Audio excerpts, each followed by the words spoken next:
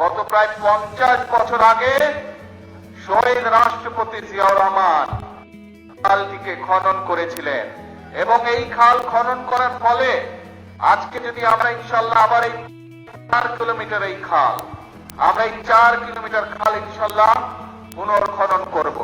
পুনর্খনন করলে এই খালে এই এলাকার পানি পাবে। পানি পেলে কি হবে? এলাকার মানুষ পানি পাবে। পানি পেলে কি হবে? আমরা দেখেছি প্রায় 20,000-এর মতন কৃষক সরাসরি উপকৃত হবে। প্রায় 1400 টনের মতন বাড়তি খাদ্য শস্য উৎপাদন হবে।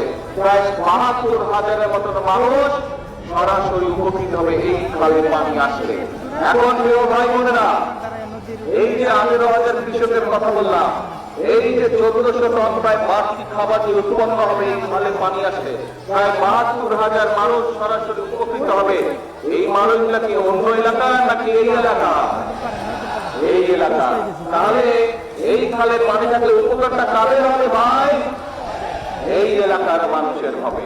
প্রিয় ভাই বোনেরা, শুধু তাই নয়, ইনশাআল্লাহ এই খাল খনন যখন পুনর্খনন যখন শেষ হয়ে যাবে, আমরা ইনশাআল্লাহ এই খালের দুপাশে প্রায় 3,000 বৃক্ষরোপণ করব।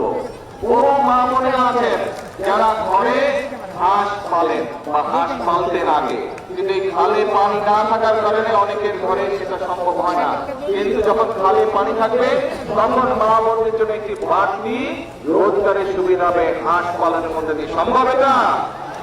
আমরা যদি সকলে মিলে কষ্ট করে অবশ্যই সম্ভব। আমরা যদি সকলে মিলে পরিশ্রম করে তাহলে অবশ্যই ভাগ্যের পরিবর্তন করা সম্ভব, তাহলে অবশ্যই দেশের অবস্থার পরিবর্তন করা সম্ভব, তাহলে অবশ্যই দেশের মানুষ ভালো থাকতে পারবে।